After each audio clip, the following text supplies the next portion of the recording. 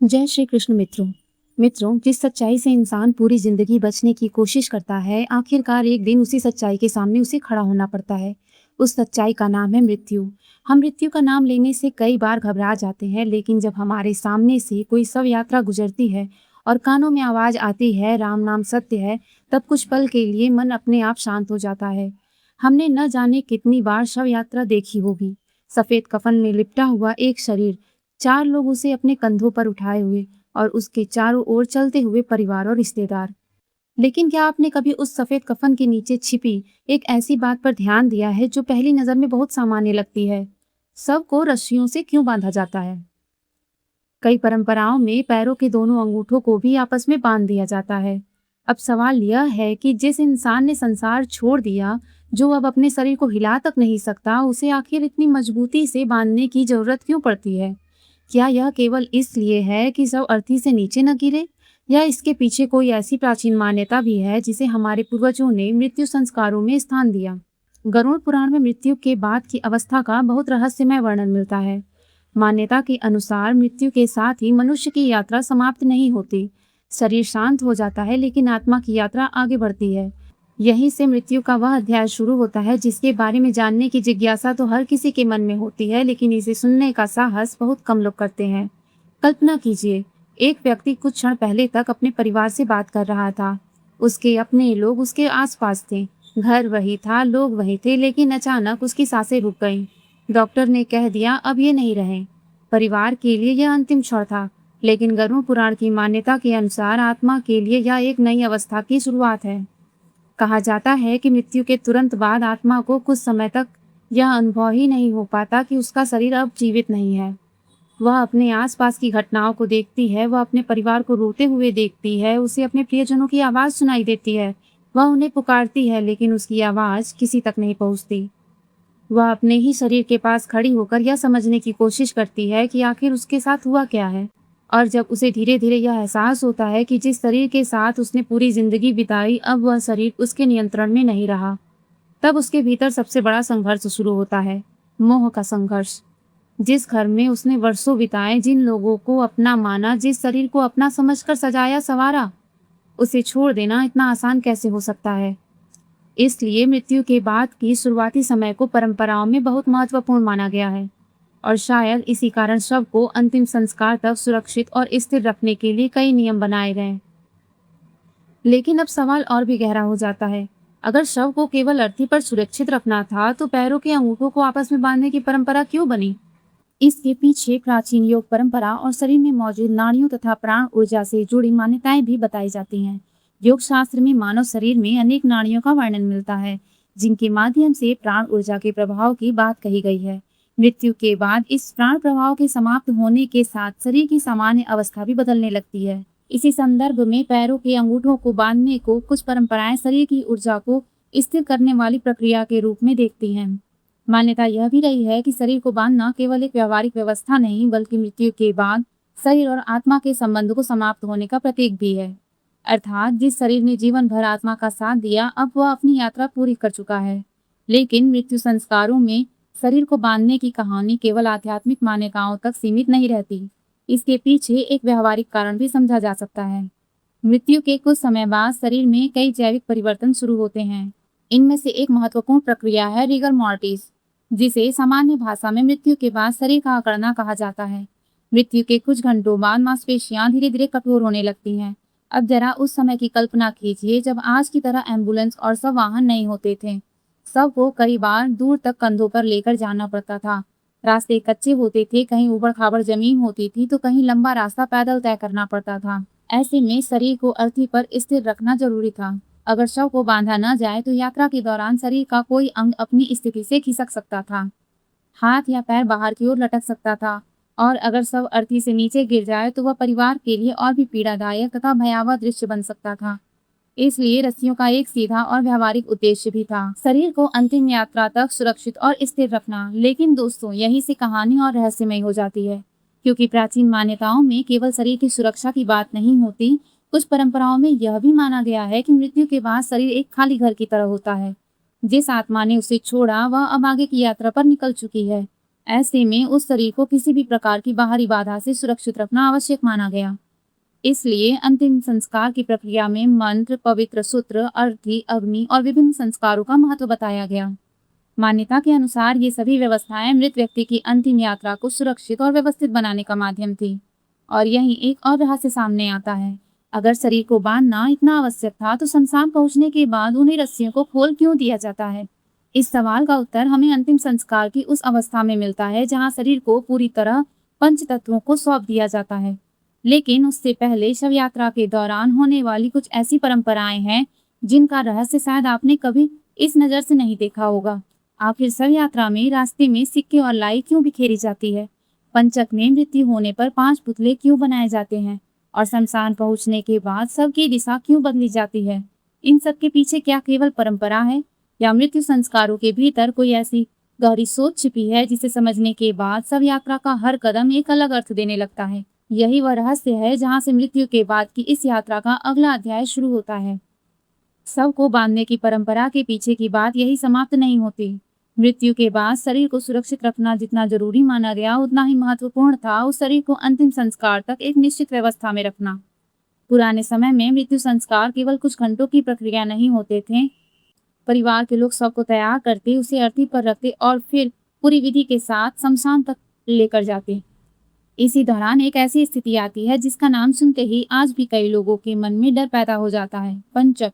आपने अक्सर सुना होगा कि किसी व्यक्ति की मृत्यु पंचक में हुई है। ज्योतिषीय परंपरा में चंद्रमा के कुंभ और मीन राशियों में स्थित रहने के दौरान आने वाले 5 नक्षत्रों धनिष्ठा, सतभिषा, पूर्वा भाद्रपद, उत्तरा भाद्रपद और रेवती को पंचक से जोड़ा जाता है। मृत्यु के संदर्भ में पंचक को विशेष सावधानी वाला समय माना गया है। कुछ धार्मिक परंपराओं में ऐसी मान्यता मिलती है कि यदि पंचक के दौरान किसी व्यक्ति की मृत्यु हो तो अंतिम संस्कार में विशेष उपाय किए जाने चाहिए। इनमें 5 प्रतीकात्मक पुतले बनाने की परंपरा भी बताई जाती है। इन पुतलों को आटे, कुश या अन्य सामग्री से बनाया जाता है और उन्हें मृत व्यक्ति के साथ प्रतीकात्मक रूप से अंतिम संस्कार में शामिल किया जाता है।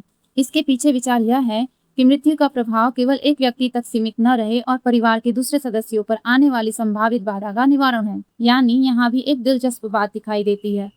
मृत्यु के बाद होने वाली हर रस्म के पीछे केवल शरीर नहीं बल्कि परिवार की मानसिक शांति और सुरक्षा की भावना भी जुड़ी हुई है, क्योंकि जब घर का कोई सदस्य अचानक चला जाता है तो परिवार पहले ही भय और दुख से घिरा होता है। ऐसे समय में निश्चित विधि से होने वाला अंतिम संस्कार उन्हें यह भरोसा देता है कि मृत व्यक्ति की यात्रा पूरी व्यवस्था के साथ आगे बढ़ रही है। अब बात करते हैं शव की दिशा की।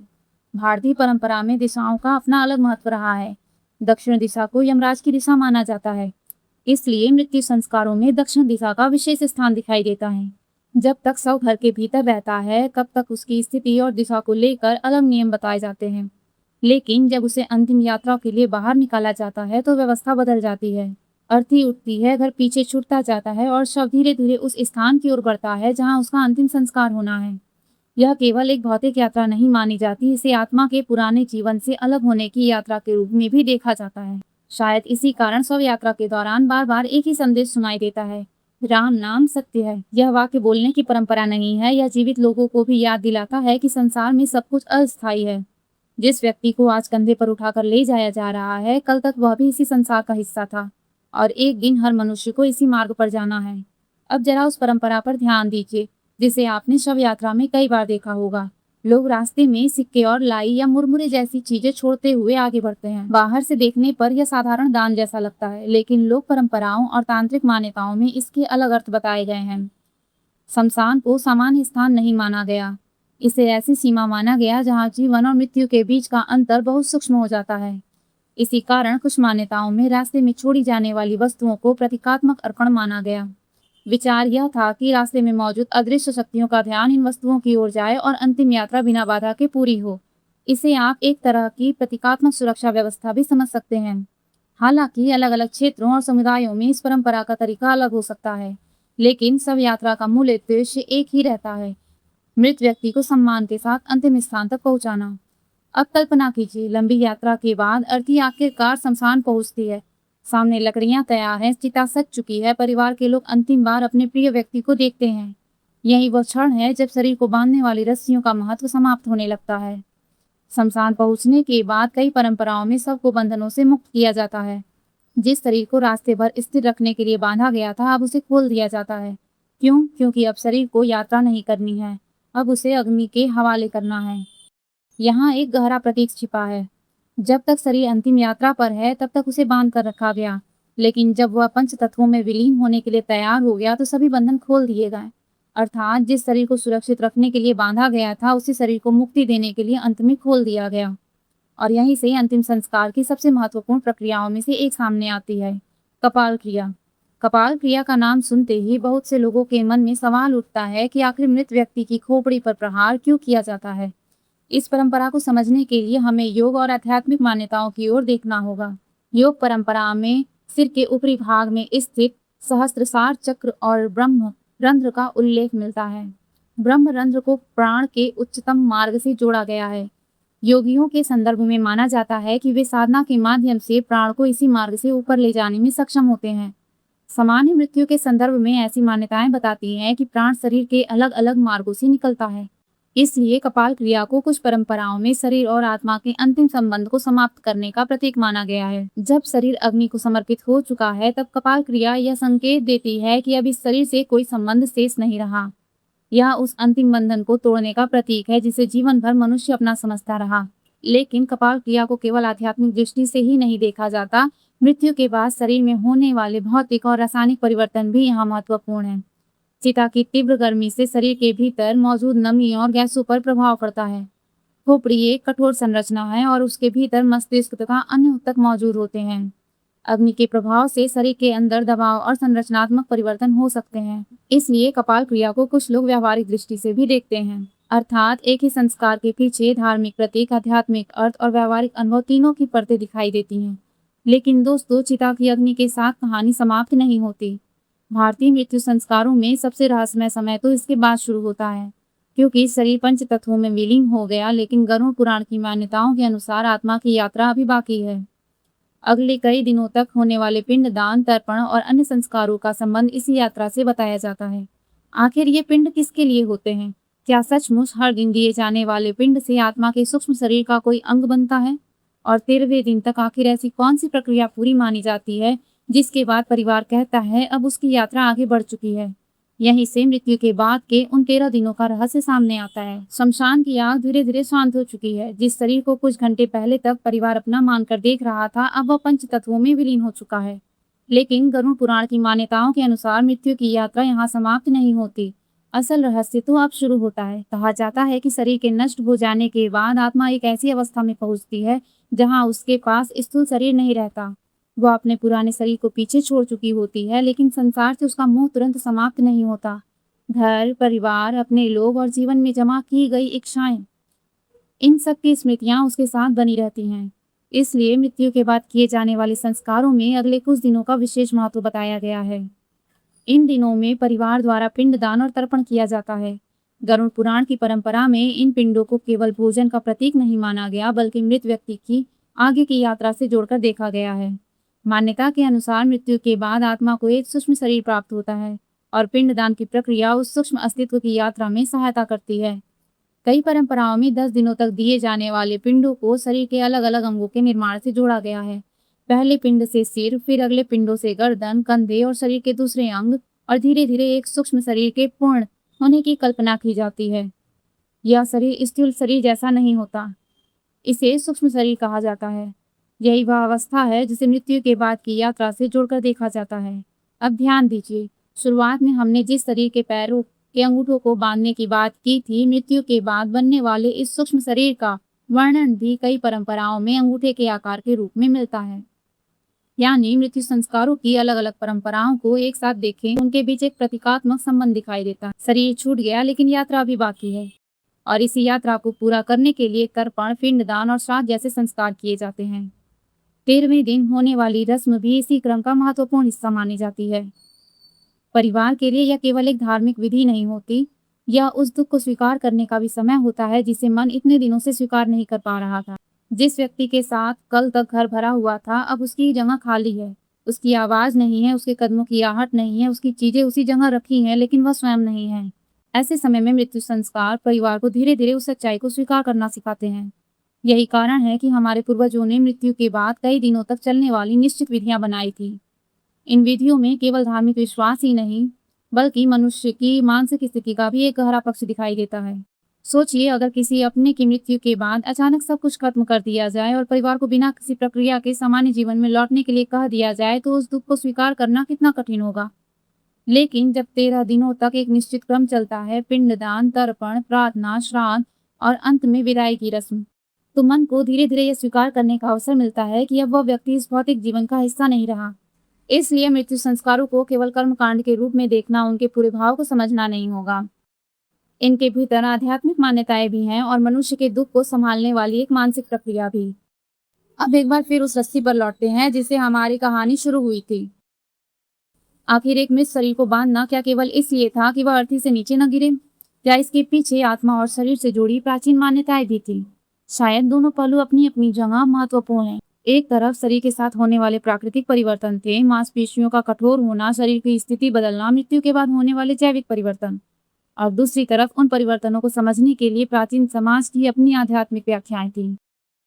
हमारे पूर्वजों के पास आज जैसी चिकित्सा सुविधाएं और आधुनिक उपकरण नहीं थे, लेकिन उन्होंने मृत्यु के बाद शरीर में होने वाले बदलावों को अपने अनुभव से जरूर देखा था। उन्होंने यह भी देखा होगा कि शव को लंबे समय तक खुला छोड़ना व्यवहारिक नहीं है। अर्थी पर उसे स्थिर रखना जरूरी है। इसलिए रस्सियां केवल एक साधारण वस्तु नहीं रही, वे अंतिम यात्रा की व्यवस्था का हिस्सा बन गई। लेकिन धार्मिक दृष्टि से उन्हीं रस्सियों को एक और अर्थ मिला, शरीर को बांधना और अंत में उसे मुक्त कर देना। यह जीवन का भी एक गहरा प्रतीक है।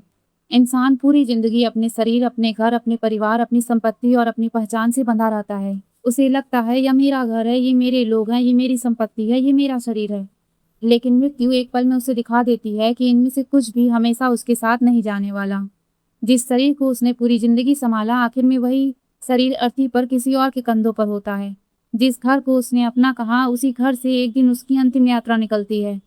और जिस परिवार के लिए उसने पूरी जिंदगी मेहनत की, वही परिवार अंत में उसे अग्नि को सौंप कर वापस लौट आता है। इसलिए मृत्यु को केवल अंत नहीं, बल्कि मोह से मुक्ति की अंतिम अवस्था भी माना गया। गरुड़ पुराण में मृत्यु के बाद की यात्रा का वर्णन इसी रहस्यमय दृष्टिकोण से किया गया है। यह यात्रा केवल शरीर की नहीं है, यह आत्मा, कर्म, मोह और अगले पड़ाव की यात्रा है। इसलिए अंतिम संस्कार की हर प्रक्रिया को एक अलग अर्थ दिया गया। शव को बांधा गया ताकि अंतिम यात्रा व्यवस्थित हो। मंत्रों का उच्चारण हुआ ताकि वातावरण में शांति और आध्यात्मिक भाव बना रहे। अग्नि को शरीर सौंपा गया ताकि पंच तत्वों में उसका विलय हो। पिंडदान हुआ ताकि आत्मा की आगे की यात्रा के लिए आवश्यक संस्कार पूरे हों। और 13वें दिन परिवार ने पीछे छूटे व्यक्ति को अंतिम विदाई दी। लेकिन मृत्यु संस्कारों का एक और पहलू है जिसके बारे में बहुत कम लोग सोचते हैं, वह है पीछे मुड़कर न देखना। जब शव यात्रा घर से निकलती है तो परिवार के लोग अपने प्रिय व्यक्ति को अंतिम बार देखते हैं, लेकिन जैसे जैसे अर्थी आगे बढ़ती है, वैसे वैसे घर पीछे छूटता जाता है। पीछे मुड़कर देखने से मन फिर उसी मोह में लौट सकता है। इसलिए परंपरा में आगे बढ़ने पर जोर दिया गया। यह केवल मृत व्यक्ति के लिए नहीं था, यह जीवित लोगों के लिए भी एक संदेश था। जिसे विदा कर दिया उसे बार बार पकड़कर मत बैठो। आंसू आए तो आने दो, दुख हो तो उसे महसूस करो, लेकिन अंततः आगे बढ़ना ही जीवन है। और शायद इसी वजह से शव यात्रा के दौरान बोले जाने वाले शब्द इतने शक्तिशाली हैं। राम नाम सत्य है।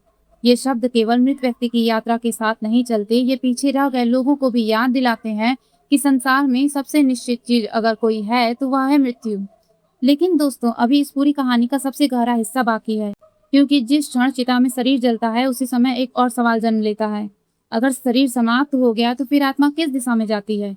गरुड़ पुराण में इस यात्रा को आगे यमलोक, कर्मों के लेखे जोखे और वैतरणी जैसी रहस्यमयी अवधारणाओं से जोड़ा गया है। आखिर मृत्यु के बाद आत्मा को किन मार्गों से गुजरना पड़ता है? कर्मों का हिसाब किस तरह सामने आता है? और वह वैतरणी नदी क्या है जिसका नाम सुनते ही मृत्यु के बाद की यात्रा का सबसे भयावह चित्र सामने आने लगता है? मृत्यु की कहानी यही समाप्त नहीं होती, क्योंकि चिता की आग शरीर को खत्म करती है, लेकिन आत्मा की यात्रा उसके बाद शुरू होती है।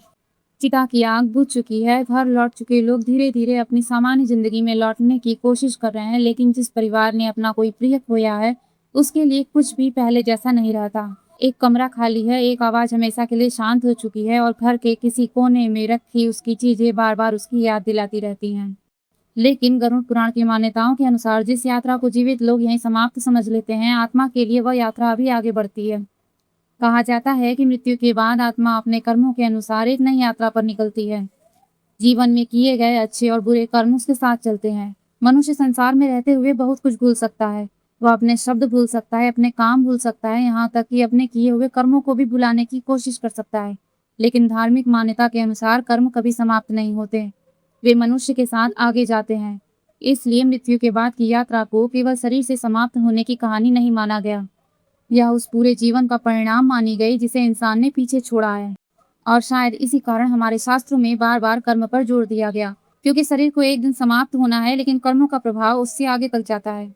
गरुड़ पुराण की कथा परंपरा में मृत्यु के बाद आत्मा की यात्रा के दौरान यमराज और उनके दूतों का वर्णन मिलता है। यमदूतों का नाम सुनते ही मन में एक भयावह चित्र उभर आता है, लेकिन इस वर्णन का मूल भाव यही है कि मृत्यु के बाद जीव अपने कर्मों के परिणामों का सामना करता है। जिसने जीवन में दूसरों को दुख दिया, जिसने छल किया, जिसने किसी का अधिकार छीना या जिसने बिना किसी स्वार्थ के किसी की सहायता की, उसके कर्मों का लेखा अलग अलग परिणामों से जोड़ा गया है। यानी मृत्यु के बाद की यात्रा केवल डर की कहानी नहीं है, यह जीवित व्यक्ति को अपने वर्तमान जीवन के बारे में सोचने का संदेश भी देती है। क्योंकि जब तक सांस चल रही है तब तक मनुष्य के पास अपने कर्म बदलने का अवसर है, लेकिन मृत्यु के बाद वह अवसर समाप्त हो जाता है।